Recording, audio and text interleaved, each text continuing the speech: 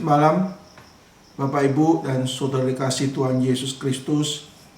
Kita bersyukur kita malam hari ini boleh melanjutkan studi kita dari kitab Keluaran. Kita sudah masuk ke Keluaran 20, membicarakan kali ini mengenai 10 hukum Allah. 10 hukum ini saudara secara khusus diberikan Tuhan untuk mempersiapkan orang Israel untuk masuk tanah Kanaan. Nah, kita sudah mempelajari minggu lalu mengenai hukum yang pertama, jangan ada ilah lain di hadapanku. Nah, sebelum saya membahas secara mendetail mengenai hukum yang kedua, saya boleh memberikan satu pengarahan. Jadi saudara, kalau pertama dikatakan jangan ada ilah lain di hadapanku, ini berhubungan dengan objek atau tujuan daripada penyembahan kita kepada Tuhan. Dan kedua, jangan ada ilah lain, itu bagaimana kita ini cara kita beribadah kepada Tuhan. Jangan ada ilah lain. Ini saling berkaitan. Jangan membuat patung yang menyerupai apapun dan menyembahnya. Mari kita sebelumnya kita akan sekali lagi masuk dalam doa. Bapa di surga, kami datang kepadamu, kami bersyukur karena Engkau boleh memberikan firman yang boleh menjadi pedoman dalam kehidupan kami sebagai orang-orang yang Engkau telah tebus jadi milik-Mu ya Tuhan. Kami sebentar akan merenungkan kebenaran Tuhan, mempelajari, biarlah Engkau hadir, Engkau memberikan hikmat kepada kami untuk boleh memahami, bahkan dimampukan untuk menerapkan di dalam kehidupan kami. Inilah Tuhan doa kami, demi nama Tuhan Yesus Kristus kami bersyukur dan berdoa. Amin. Mari kita membaca di dalam kitab Keluaran pasal ke-20.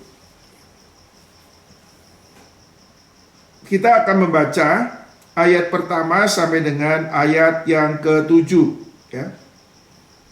Ayat pertama sampai dengan ke-7 yang demikian punya firman Tuhan.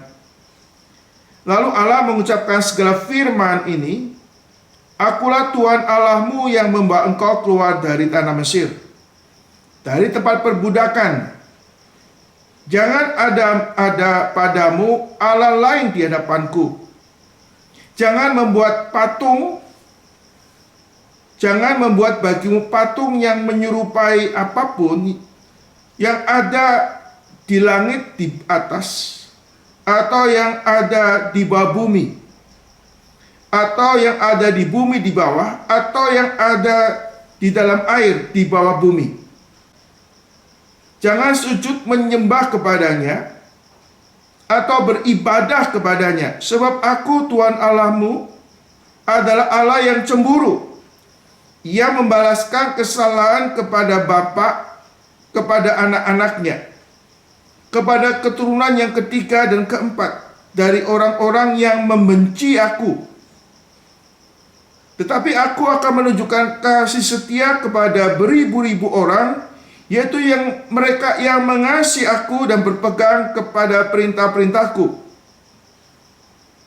Jangan menyebut nama Tuhan Allahmu dengan sembarangan, sebab Tuhan akan memandang bersalah orang yang menyebut namanya dengan sembarangan.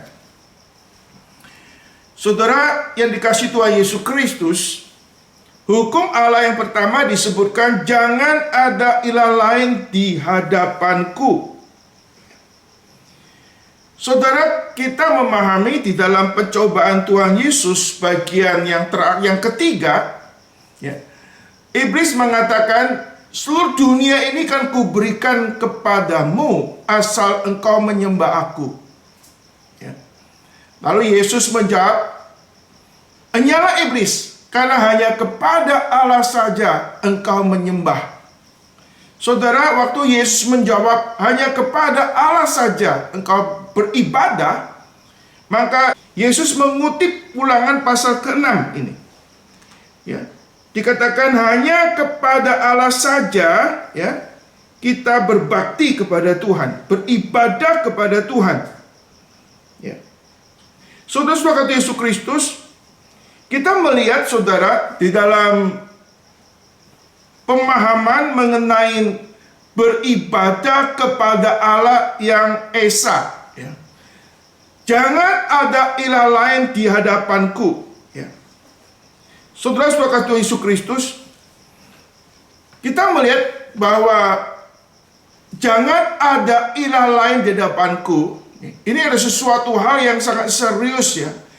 Karena sesungguhnya saudara, bahwa Allah ada Allah yang Esa, nggak ada Allah lain yang sejati kecuali Allah yang menyatakan diri, yaitu Allah Yahweh. Dan Allah dengan tegas mengatakan bahwa tidak ada Allah lain. Ya. Jangan engkau membuat patung yang menyerupai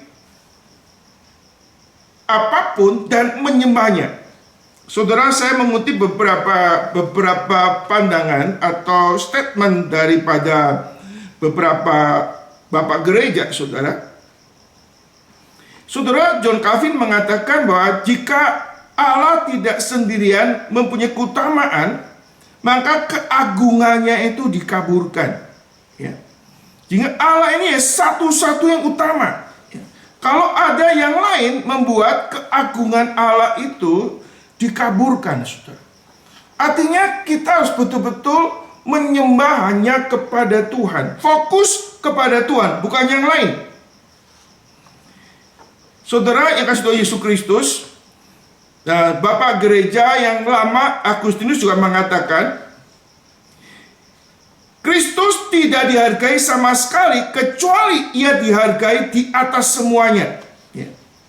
Artinya Kristus tidak dihargai sama sekali kecuali dia dihargai di atas semuanya. Di sini saudara Yesus Kristus mengandung suatu pemahaman, ya. Ada suatu kesimpulan, Tuhan ingin kita menyembah Dia satu-satunya, atau kita tidak perlu menyembah Dia sama sekali.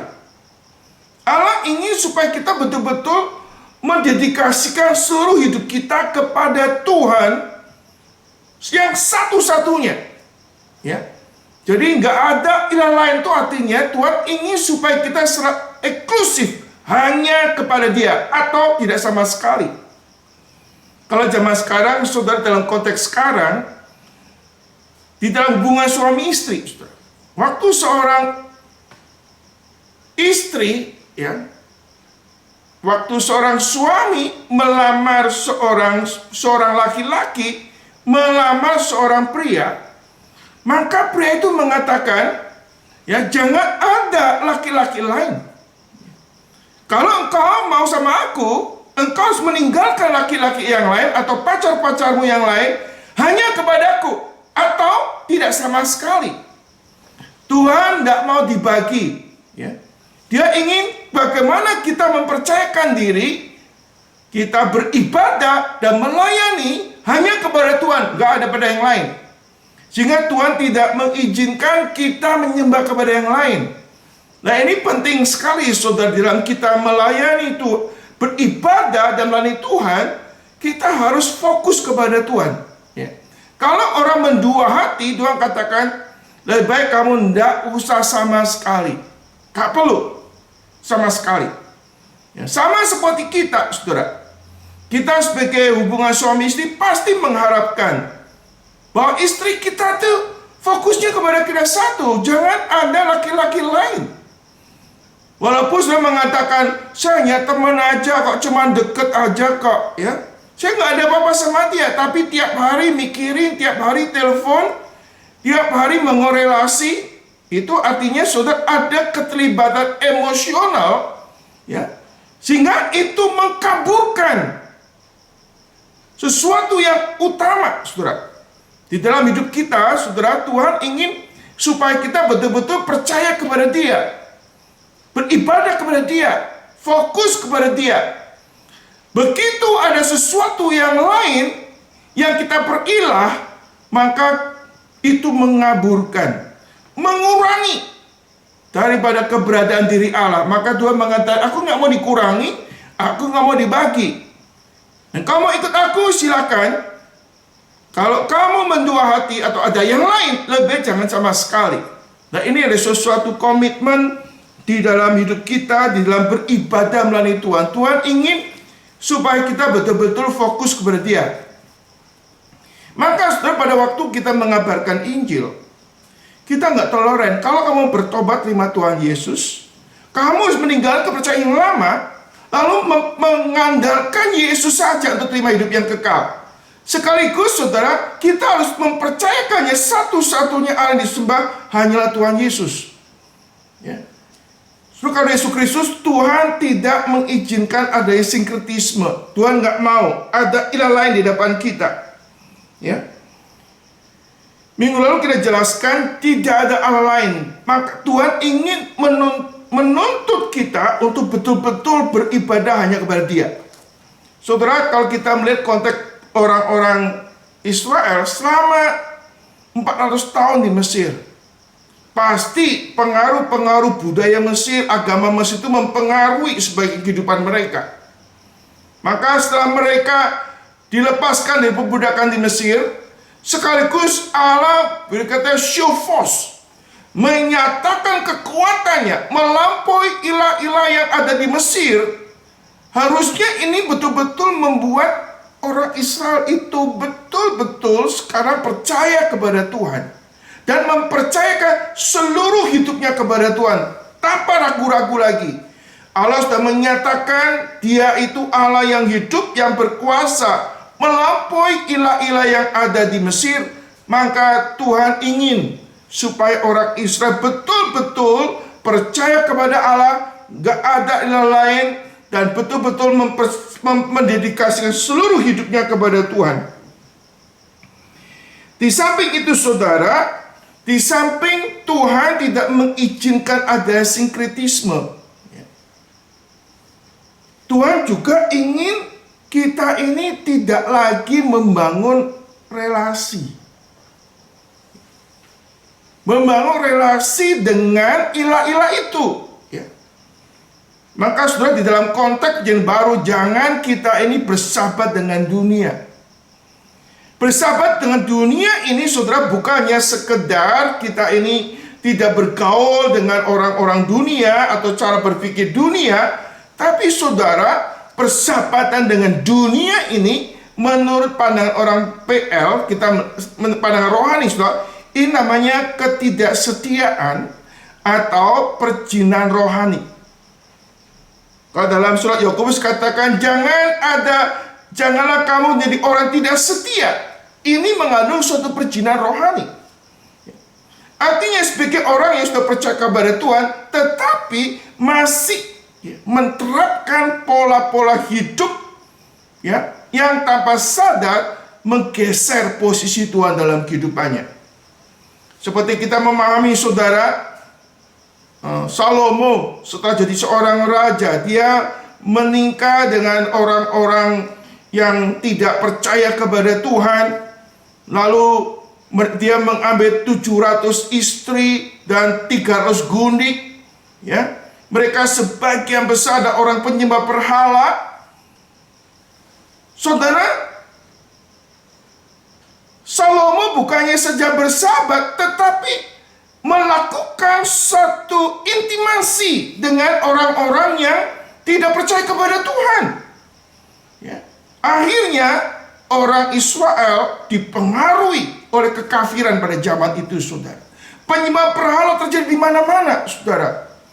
Dalam hidup kita, saudara, kita harus bagaimana betul-betul menyadari dunia dengan segala kemegahannya akan mencoba mempengaruhi kita. Tanpa kita punya komitmen yang sungguh-sungguh kepada Tuhan, kita gampang untuk tergeser oleh spirit dunia yang ingin membawa kita jauh daripada Tuhan.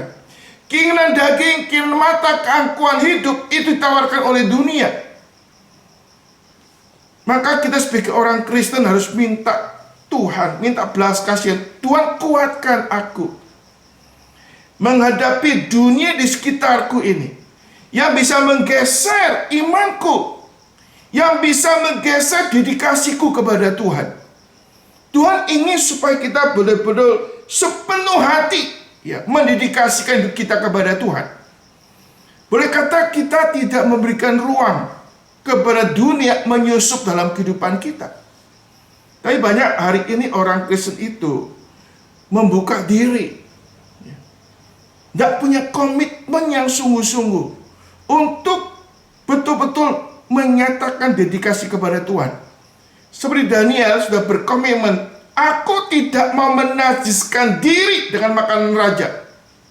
Aku betul mengkuduskan hidupku hanya kepada Tuhan.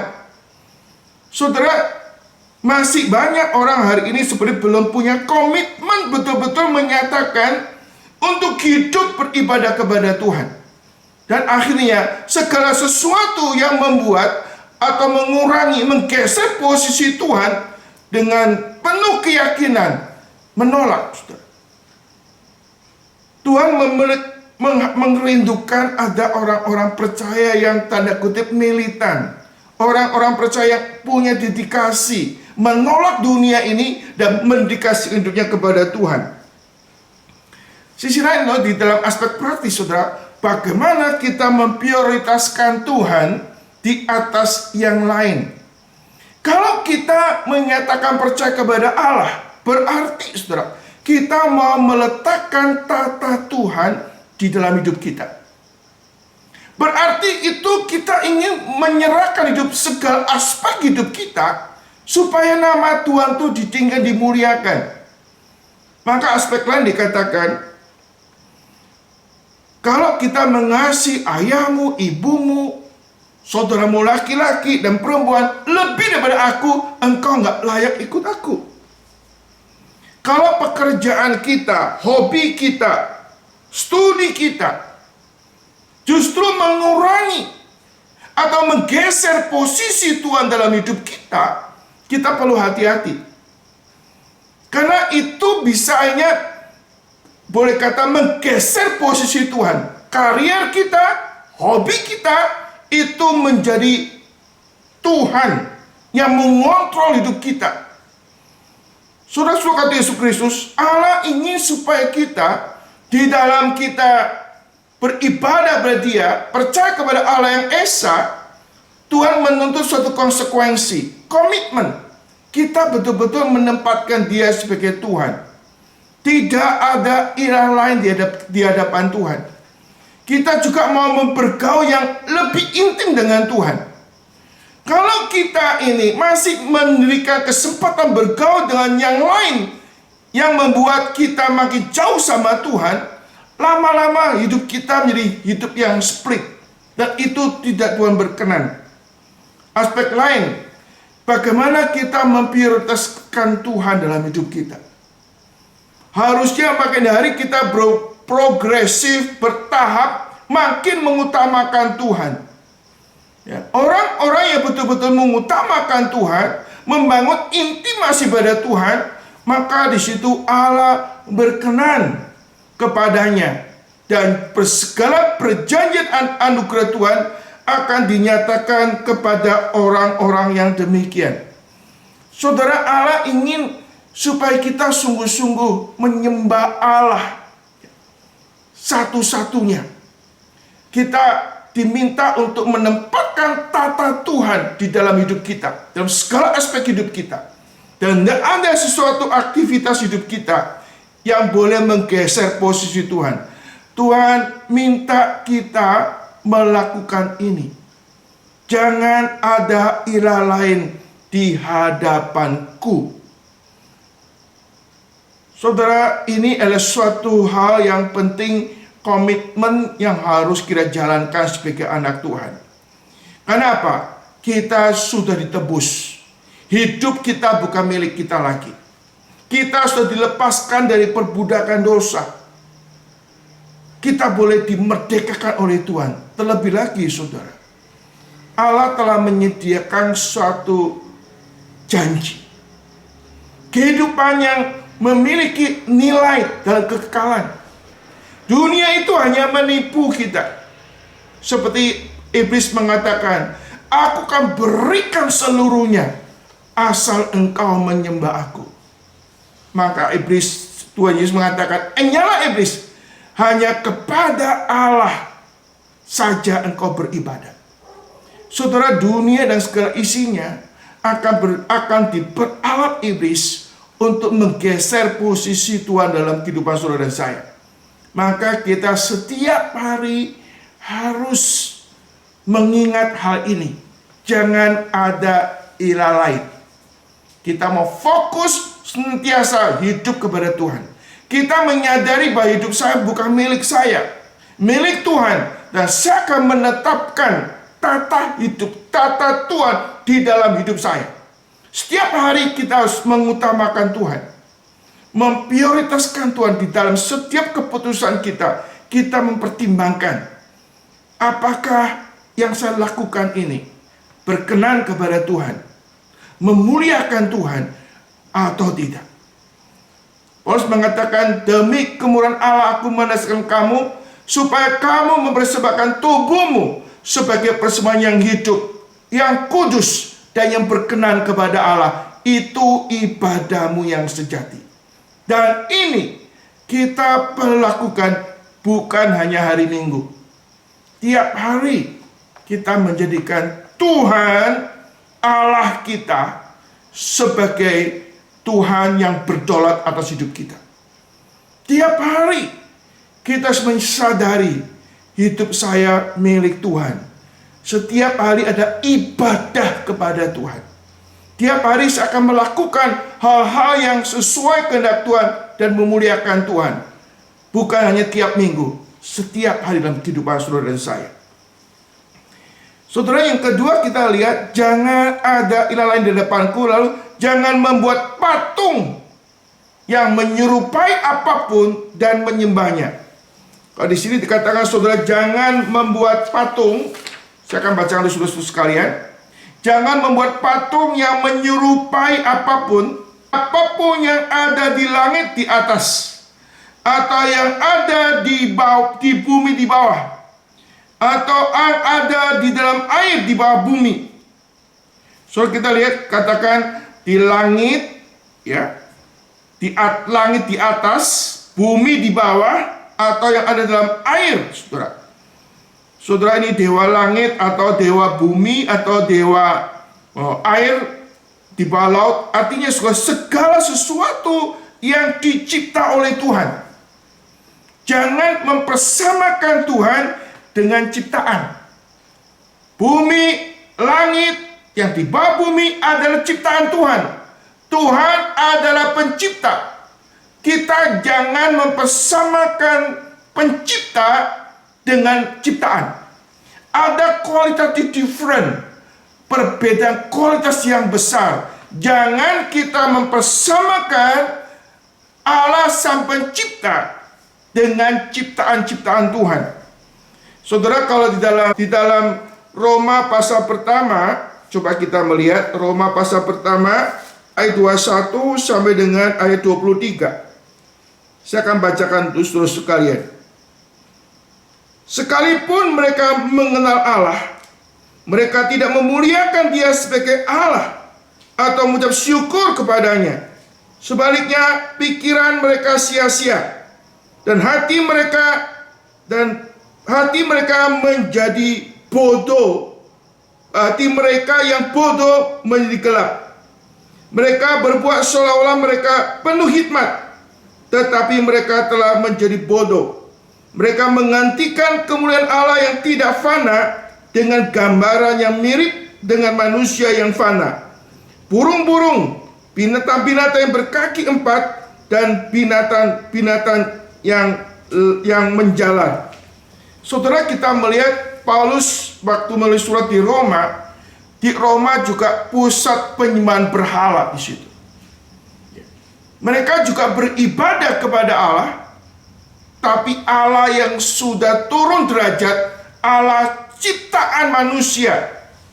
Saudara, kata Yesus Kristus, di sini kita melihat di dalam Keluaran ini, bagaimana kita jangan membuat patung yang menyerupai apapun. Dan jangan sujud menyembah kepadanya dan beribadah kepadanya. Saudara, kita jangan membuat patung yang menyerupai apapun dan menyembah Tuhan. Artinya saudara, kita membuat patung untuk disembah sebagai Tuhan. Nah, ini ada suatu perintah Tuhan di mana Tuhan tidak menghendaki kita mempersamakan Tuhan dengan ciptaan. Dia adalah Allah Sang Pencipta, bukan ciptaan. Kita melihat setelah manusia jatuh dalam dosa, maka terjadi suatu konsep yang terbalik. Dosa membuat manusia kehilangan arah objek ibadah yang sejati. Saudara, sebelum manusia jatuh dalam dosa, Allah posisi yang di atas, manusia posisi yang nomor 2. Materi adalah posisi yang ketiga. Allah yang pertama sebagai pencipta, Allah menciptakan manusia untuk berkuasa atas alam, atas dunia diciptakan oleh Tuhan. Manusia sebagai mahkota ciptaan Tuhan untuk menaklukkan bumi dan segala isinya. Pertama, Allah posisi yang pertama, manusia posisi yang kedua, materi posisi yang ketiga. Tapi setelah manusia jatuh dalam dosa, maka adanya upside down position, tercungkir balik posisi. Kalau dulu Allah yang utama, manusia kedua, ciptaan Allah nomor ketiga, lalu sudah terbalik. Materi yang pertama, manusia yang kedua, Allah yang terakhir. Allah yang terakhir. Allah hanya tidak lagi menjadi utama dalam kehidupannya. Dan sekarang manusia lebih lagi menjadikan materi ini berperan sebagai Allah yang menguasai manusia. Lalu boleh kata manusia menindas kebenaran Allah, manusia tidak peduli kepada Allah. Manusia menaikkan posisi materi sederajat dengan Allah. Saudara, ini hal yang sederhana sepertinya, tapi kadang-kadang mempengaruhi kehidupan manusia. Saudara, karena materi, manusia membuang Allah. Karena materi, manusia tidak menghargai sesamanya. Saudara, ini adalah upside down position. Posisi yang terbalik, saudara. Materi sudah menjadi utama. Bahkan materi itu dijadikan kayak Allah, menggantikan Allah. Dan manusia ini diperbudak oleh materi. Dan ini yang terjadi di dalam kehidupan masyarakat hari ini, saudara. Kadang-kadang saudara, karena uang kita tidak peduli sama orang lain. Karena uang kita membunuh orang lain. Karena uang menjadi segala-galanya kita mau kejar. Tuhan tidak dihitung, manusia nggak dihitung. Saudara, kata Yesus, jangan ada ilah lain di hadapanku. Jangan membuat patung yang menyerupai apapun dan menyembahnya. Saudara, kata Yesus Kristus, sepertinya pemahaman doktrin ini nggak ada langsung hubungannya dengan praktek hidup. Tapi sebetulnya saudara, doktrin yang benar mempengaruhi praktek hidup yang benar. Doktrin yang benar mempengaruhi relasi kita dengan sesama. Doktrin yang benar mempengaruhi di dalam etos kerja kita bagaimana. Sehingga saudara, doktrin menguasai pikiran hati kita akan membuahkan kehidupan yang punya nilai dan kekalan, atau akhirnya hidup kita tidak ada makna sama sekali. Saudara, kata Yesus Kristus dikatakan dalam bagian ini, saudara, jangan ada ilah lain di hadapanku, jangan buat patung yang menyerupai apapun dan menyembahnya. Waktu seseorang membuat patung dan menyembahnya, maka saudara, itu membangkitkan kecemburuan Tuhan. Membangkitkan kecemburuan Tuhan. Kita mengakui dalam kitab Yakobus, Allah itu Allah yang memiliki kita. Kita diingininya dengan cemburu. Maka Alkitab menegaskan kepada kita, saudara, jangan sujud menyembah kepadanya atau beribadah kepadanya, sebab aku, Tuhan Allahmu, adalah Allah yang cemburu. Ya, Allah yang cemburu.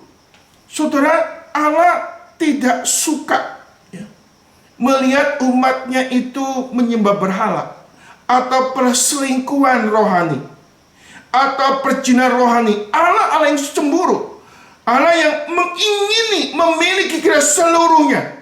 Dia tidak mau berbagi, boleh kata. Dia hanya ingin kita ini betul-betul beribadah kepada Dia, menyembah Dia satu-satunya Allah, nggak ada Allah lain. Sekaligus jangan membuat patung yang menyerupai apapun dan menyembahnya. Membuat sesuatu lalu memperilah sesuatu itu, lalu menggeser Tuhan. Saudara, kita mengetahui orang Israel penerima hukum ini, sebelum Musa turun membawa hasil 10 hukum Allah ini, memberikan kepada orang Israel. Orang Israel sudah membuat lembu emas, lalu menyembahnya. Membuat lembu emas dan menyembahnya. Saudara-saudara kata Yesus Kristus, kenapa demikian?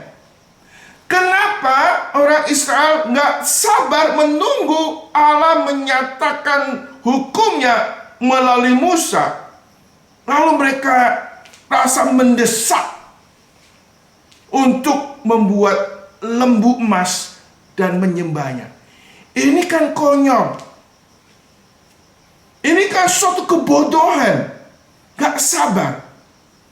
Hanya melakukan sesuatu yang dibenci oleh Tuhan. Membuat patung dan menyembahnya. Saudara, walaupun hukum ini belum dinyatakan Tuhan, tapi sebenarnya secara lisan, secara oral, Allah sudah beritahu bahwa Allah Israel, Allah berbeda dengan ilah-ilah lain. Tapi saudara, kita melihat orang Israel membuat lembu emas dan menyembahnya. Harus bagi seorang pemimpinnya nggak tegas. Mungkin dia cari kesempatan, cari masa, karena dia punya ambisi ingin menjadi pemimpin juga. Suka dengan Yesus Kristus, kita memikirkan kenapa orang Israel ini kok bertindak bodoh seperti ini. Suka dengan Yesus Kristus, di dalam kehidupan kita tuh ada benih kebodohan seperti orang Israel. Kita gampang jatuh dalam penyembahan berhala. Kita gampang jatuh tidak menjadikan Tuhan sebagai Tuhan. Kita rentang dengan kejatuhan rohani ini. Ada ilah lain, saudara. Saudara, adanya ilah lain ini, saudara, boleh kata kita berbuat kesalahan secara simbolik. Secara simbolik. So katakan, kadang-kadang kita katakan ya, dosa ada dosa perzinahan, dosa mencuri, dosa iri hati, dosa tidak menghormati orang tua. Itu jelas ada hukum moral, saudara. Tetapi namanya dosa kesombongan, dosa penyembah berhala, saudara, kadang-kadang ini dosa yang simbolik. Nggak langsung ada yang namanya dosa secara etika atau merugikan manusia, tapi dosa secara simbolik. Saudara, dosa simbolik bukan berarti lebih ringan daripada dosa secara fisikal, saudara. Dari simbolik kita tidak menghormati Tuhan sebagai Tuhan. Kita tidak fokus, tidak mengutamakan Tuhan.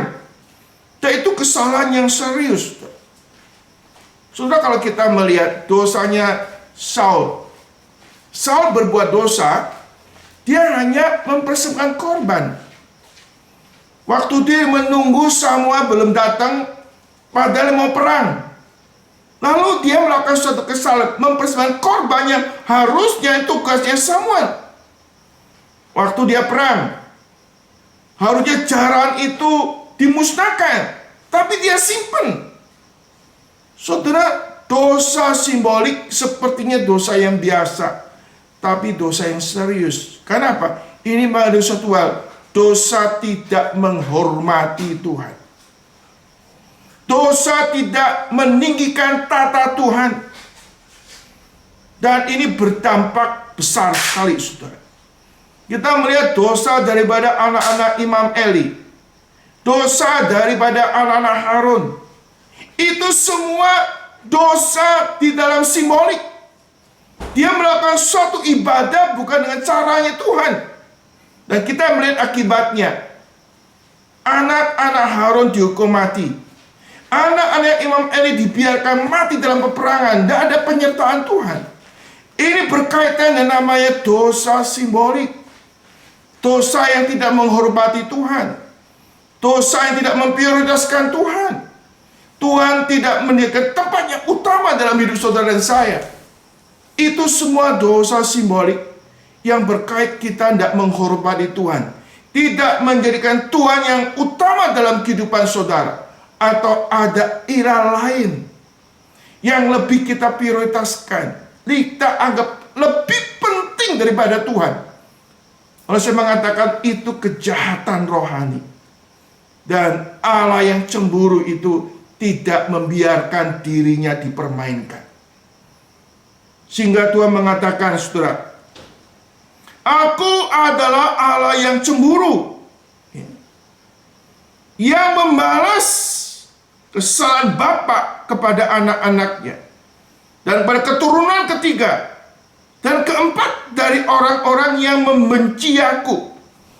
Saudara, dikatakan di sini, saudara, Aku Allah yang cemburu.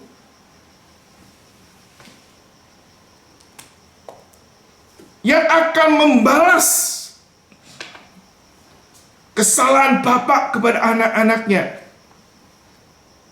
kepada keturunan yang ketiga dan keempat dan orang-orang yang membenci Aku. Ini adalah istilah membenci Aku. Saudara, kasih Tuhan Yesus Kristus, orang yang tidak menghormati Tuhan, mengabaikan Tuhan, berarti kita nggak suka sama Tuhan. Kita menghindari Tuhan. Tanpa sadar kita tidak menghormati Tuhan, itu identik kita membenci Tuhan. Kita tidak mengingini Tuhan. Kita nggak suka sama Tuhan. Kita nggak suka kehadiran Tuhan. Kita ingin menghindar Tuhan. Kita ingin melawan Tuhan. Maka Tuhan mengatakan, orang yang tidak menyembah Aku sebagai Tuhan, mereka adalah orang-orang yang membenci Aku. Kalau istilah lain, kita memusuhi Tuhan, kita menjadi musuh Allah. Pada waktu kita ada ilah lain dalam hidup saudara dan saya. Waktu kita menyembah berhala, kita tambah sadar menyatakan kita nggak suka Tuhan. Saudara, bayangkan ya, kita satu hari kita ngomong sama istri kita, Mam, ayo malam ini kita makan di restoran berdua, yuk makan. Sorry Pap, aku masih kenyang, aku mau istirahat aja di rumah. Lalu suaminya, ya sudahlah, kalau kamu makan di rumah. Nggak lama kemudian dapat telepon, ya, dari kawan-kawannya. Ayo nih, kita makan rame-rame yuk ke food court. Lalu istri kita ini ngomong, ya sebentar ya, sedang mandi, berangkat. Kira-kira perasaan suami kita gimana, saudara? Yuk tadi katanya malas, capek, kenyang, ajak makan sama aku, nggak mau. Sama kawan-kawanmu, yuk langsung mandi, langsung respon. Saudara, tanpa sadar, sang suami rasakan gua disepelekan. Yuk tadi ngomong nggak jujur. Disepelekan, saudara. Disepelekan artinya nggak suka. Nggak suka intim dengan suaminya, lebih suka intim sama orang lain. Sehingga katakan Aku adalah Allah yang cemburu. Jealously, Allah yang cemburu. Allah menginginin kita dengan sangat. Allah menginginin kita nggak berbagi, menghormati siapapun. Ya. Sebagai Tuhan, Allah yang ingin eksklusif memiliki kita, saudara. Allah yang cemburu, saudara. Allah menginginin memiliki kita seluruhnya. Allah yang nggak mau dibagi. Sama juga kita kan. Kita tidak mau dibagi kasih kita. Kita tidak mau kasih kita terbagi. Sudah katakan, Aku akan membalas kesalahan bapak kepada anak-anaknya. Saudara, ini bukan otomatis membalas. Kalau orang tuanya tidak menghormati Tuhan, maka cenderung anak-anaknya tidak menghormati Tuhan. Saudara, kalau kita ada orang tua contohnya, sering bolos kebaktian.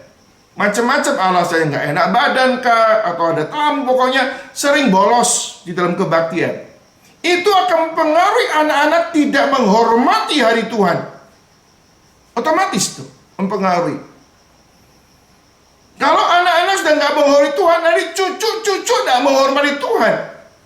Akhirnya sudah itu akan mempengaruhi hidup mereka dengan Tuhan. Dan kalau hidup mereka bermasalah dengan Tuhan, pada Tuhan itu sumber hidup, sumber berkat, sumber segala sesuatu, pasti hari depannya itu suram. Orang-orang dari keturunan ketiga, keempat, Tuhan akan membuang mereka. Tidak akan menikmati berkat perjanjian Tuhan.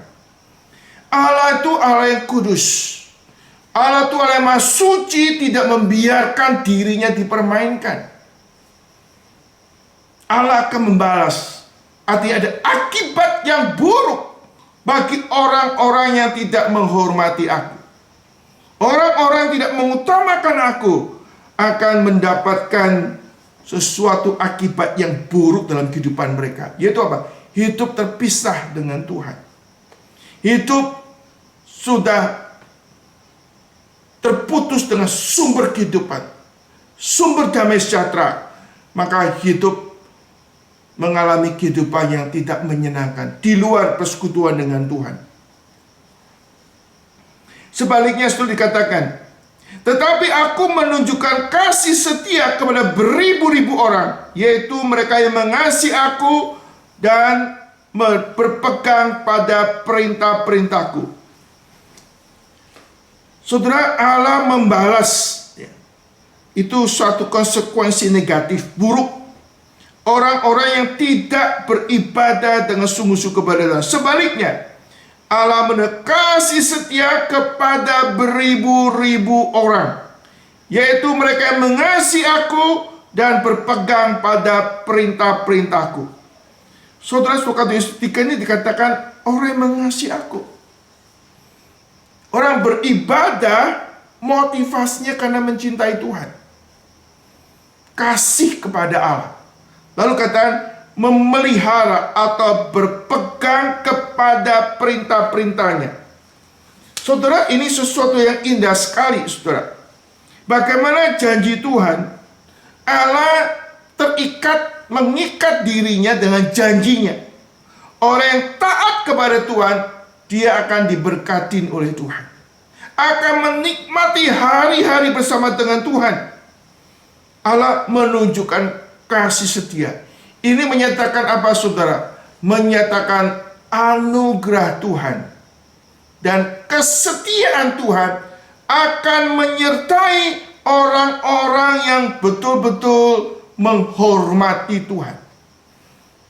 Saudara, ini sesuatu yang penting sekali, saudara. Tuhan ingin menunjukkan belas kasihan kepada kita. Dia ingin menunjukkan kasih yang terbesar kepada kita. Di sisi lain, dia menuntut juga ketaatan kepada kita. Tuhan minta kita boleh mengasihi dia, mentaati dia.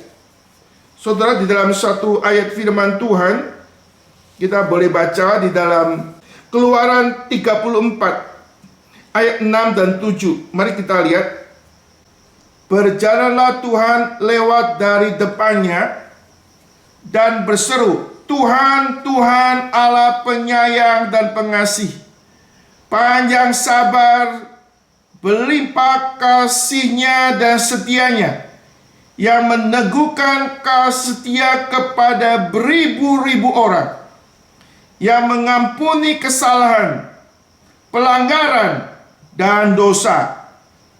Tetapi tidaklah sekali-kali membebaskan orang yang bersalah dari hukuman, yang membalas kesalahan kepada bapa kepada anak-anak dan cucunya kepada keturunan yang ketiga dan keempat.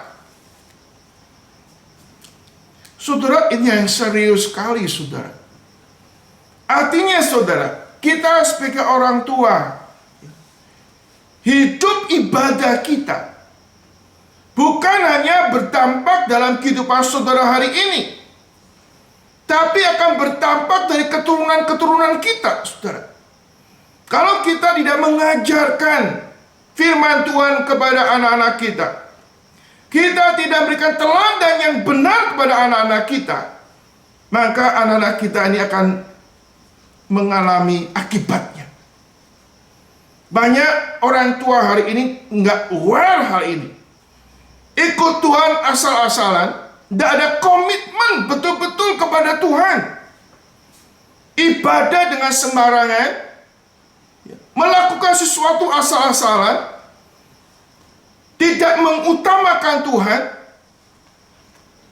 tidak betul-betul sungguh-sungguh mau hidup menyenangkan Tuhan. Saudara, asal-asal hidup, asal beribadah, asal melayani, bahkan akhirnya saudara ada ilah lain. Engkau membangun kehidupan beribadah dengan cara yang salah. Saudara, ini bukannya berdampak kepada saudara, tapi berdampak kepada anak cucu saudara sekalian. Nyatakan kehidupan ibadah yang sungguh-sungguh kepada Tuhan. Menempatkan Tuhan yang utama dalam kehidupan saudara. Mengajarkan firman Tuhan kepada anak-anak kita. Dan berikan teladan yang betul-betul, sehingga anak-anak kita menghormati Tuhan, tidak menyepelekan Tuhan. Allah kita Allah yang cemburu, mengingini kita dengan begitu sangat. Dia adalah yang memiliki kita. Saudara, Tuhan Yesus Kristus, kita perlu betul-betul menempatkan Tuhan yang utama dalam kehidupan saudara dan saya. Demi untuk kemuliaan Tuhan, dan demi juga untuk anak cucu kita.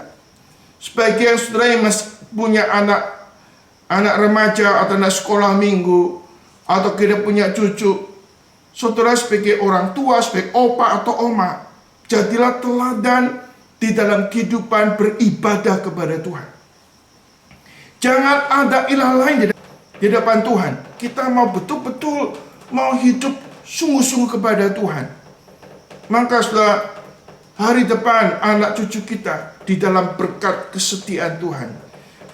Saudara, kata Yesus di dalam satu waktu, Yosua mengatakan, aku dan keluargaku akan setia kepada Tuhan. Silakan kamu orang saya putuskan sendiri, kamu mau setia atau tidak. Beribadah kepada Tuhan dengan sepenuh hati. Bahkan Musa mengatakan, aku perhadapkan engkau kepada kutuk dan berkat, pada kehidupan atau kematian. Kalau engkau mendengar, mentaati, engkau dapatkan kehidupan. Tapi kalau engkau tidak mendengar dan mentaati, engkau akan dapat kematian, keburukan dalam hidup ini. So, kalau Yesus Kristus bicara masalah ibadah kepada Tuhan itu bagian yang sangat integral dalam kehidupan saudara dan saya. Kita nggak boleh sepelekan. Kita minta belas kasihan Tuhan, bukan hanya hari Minggu, tapi every day dalam hidup kita. Jangan ada ilah lain. Jangan membuat patung yang menyerupai apapun dan menyembahnya. Karena Allah kita Allah yang cemburu. Dia akan membalaskan kepada anak cucu kita. Dari keturunan ketiga sampai keempat. Sebaliknya Allah akan memberikan kasih setia kepada orang-orang yang mengasihi Dia dan memelihara perintah-perintahnya. Saudara, ada istilah yang mengasihi Tuhan dan memelihara perintah-perintahnya. Saudara, kata Yesus, orang yang mengasihi Tuhan tandanya melakukan kehendak Tuhan, memelihara perintah-perintahnya. Ini diulang oleh Tuhan Yesus di dalam Yohanes 14.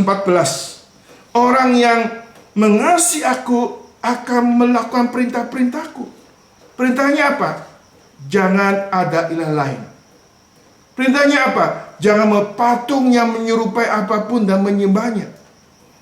Perintahnya apa? Jangan menyebut nama Tuhan dengan sembarangan. Perintahnya apa? Kuduskan hari Sabat, hormatilah orang tuamu, dan seterusnya. Artinya orang yang menghormati Tuhan, memelihara perintah-perintah Tuhan. Lalu saudara, kita memikirkan satu hal, sehubungan dengan jangan membuat ilah lain di hadapanku. Saudara, membuat patung yang menyerupai Tuhan dan menyembahnya. Saudara, atau membuat sesuatu yang menggambarkan Tuhan dan menyembahnya. Di dalam ibadah, Tuhan lebih boleh kata lebih berkenan kepada ibadah yang original, ibadah yang sederhana. Ya, sederhana artinya bagaimana kita mau lebih fokus kepada diri, kehadiran Allah dan firman Allah. Saudara, ibadah kita beribadah, kita menyadari the presence of God, concentrate to God, dan fokus mau mendengarkan firman. Saudara, kalau dalam Lois Berkhof, tanda gereja yang sehat itu punya ciri khas. Pertama, saudara, yaitu yang paling utama adanya pemberitaan firman. Yang kedua, adanya yang namanya sakramen perjamuan. Ya, adanya sakramen perjamuan kudus. Adanya sakramen baptisan, itu tanda gereja yang sehat. Tanda gereja yang sehat yang ketiga, adanya disiplin gereja. Bagaimana gereja menjalankan disiplin di dalam gereja. Gereja yang sehat, gereja yang fokus utamanya kepada firman, kepada perjamuan, dan adanya disiplin gereja. Dan segala hal yang lain yang menyertai liturgi gereja, jangan sampai justru mengkaburkan fokus kepada kehadiran Tuhan dan firman Tuhan. Kalau dalam perjamuan kudus, itu bagaimana Tuhan memakai sesuatu yang paling sederhana, yaitu roti dan anggur yang melambangkan darah Tuhan Yesus. Itu cara yang paling sederhana untuk mereduce hal-hal yang bisa menggeser atau mengkaburkan fokus. Kalau hal yang lain kadang-kadang mendominasi, sehingga fokus orang di dalam beribadah itu makin kabur atau makin kurang. Saudara bayangkan, kalau saudara masuk ke satu gedung gereja, gereja itu bangunannya bagus, banyak aksesorinya, banyak patung-patungnya, banyak gambar-gambarnya. Pokoknya gedung gereja itu ramai sekali. Apalagi ada lampu kristalnya, ada itu namanya kaca mosaik ya, kaca mosaiknya. Wah, gereja itu bisa wah sekali. Orang hanya datang itu sudah fokusnya menikmati gedung itu. Lalu tambah lagi, ada organnya yang bagus, ada core-nya yang bagus, semuanya bagus. Lalu kita lebih mengagumi daripada core-nya atau mengagumi musiknya luar biasa sekali. Ya, orang sudah rasakan di situ sudah di bumi seperti di surga. Tapi sudah bayangkan, kalau gedungnya bagus, semua liturginya bagus, firmannya hanya 10 menit. Orang pulang dapat apa, saudara?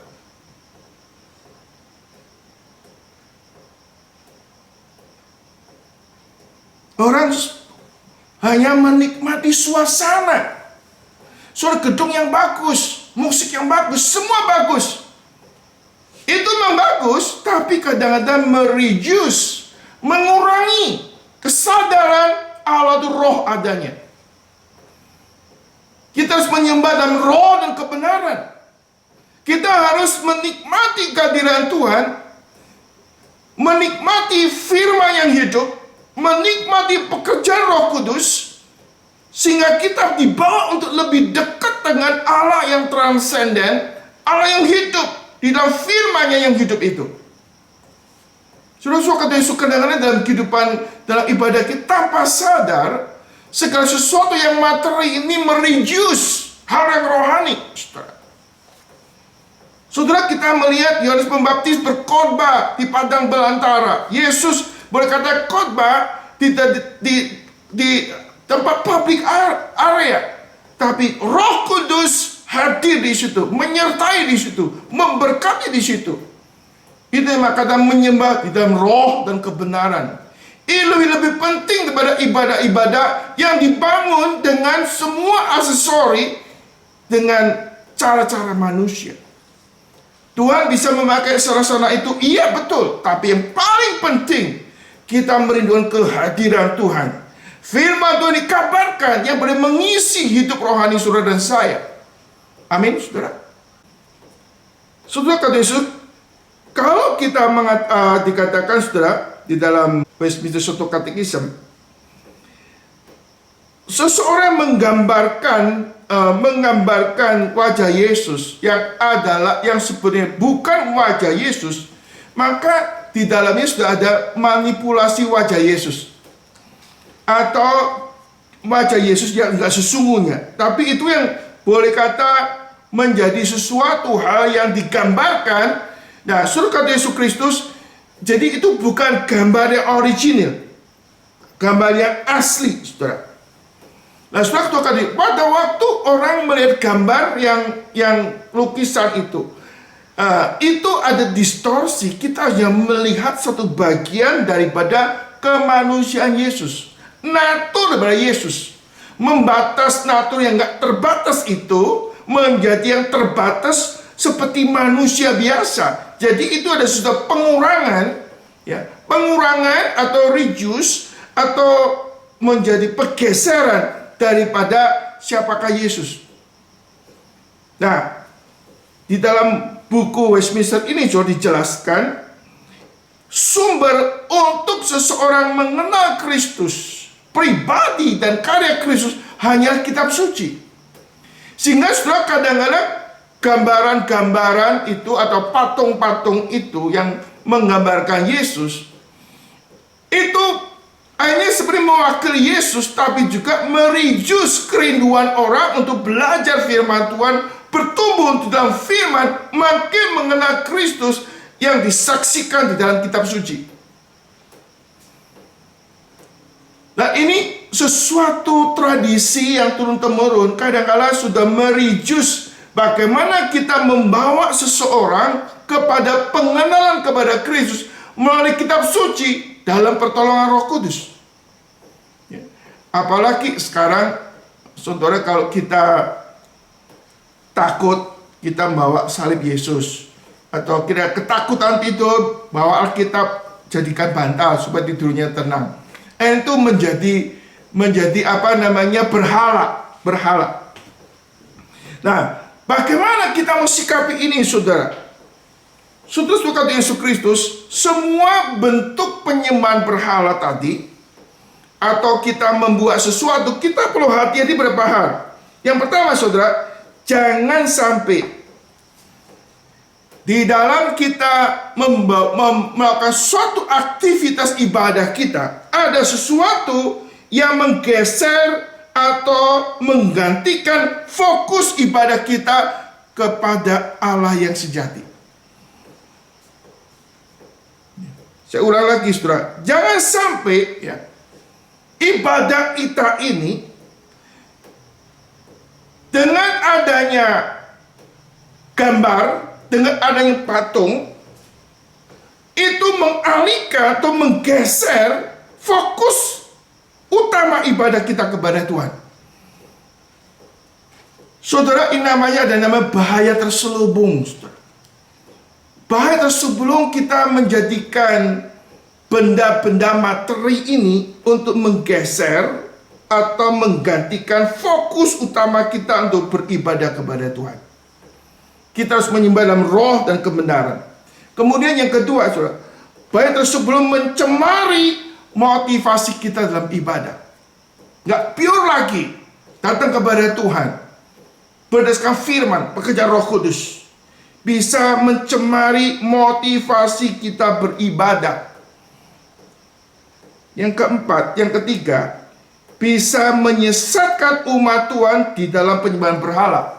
Bagi orang-orang yang imannya belum bertumbuh, imannya belum kuat, maka saudara, itu bisa menyesatkan menjadi penyembahan berhala. Dan ini beberapa hal yang kita bisa pelajari, saudara. Bagaimana kita boleh menjaga kemurnian hati kita di dalam beribadah kepada Tuhan. Dan juga sekali di dalam cara kita beribadah kepada Tuhan, jangan ada sesuatu yang membuat kita ini membuat patung yang menyerupai apapun dan menyembahnya. Karena Tuhan ingin supaya kita menjadi penyembah-penyembah yang benar di dalam roh dan kebenaran Tuhan. Kiranya Tuhan memberkati firman-Nya dan menolong kita untuk lebih mengerti dan menjalankan kehidupan sesuai dengan apa yang Tuhan kehendaki. Kita perlu beribadah kepada Allah yang benar. Kita perlu beribadah dengan cara yang benar. Jangan ada ilah lain. Jangan buat patung yang menyerupai apapun dan menyembahnya. Dan Allah kita Allah yang cemburu. Dia ingin kita mendedikasikan seluruh hidup kita kepada Dia, memprioritaskan Dia, mengasihi Dia, memelihara segala perintahnya. Itu yang berkenan kepada Tuhan.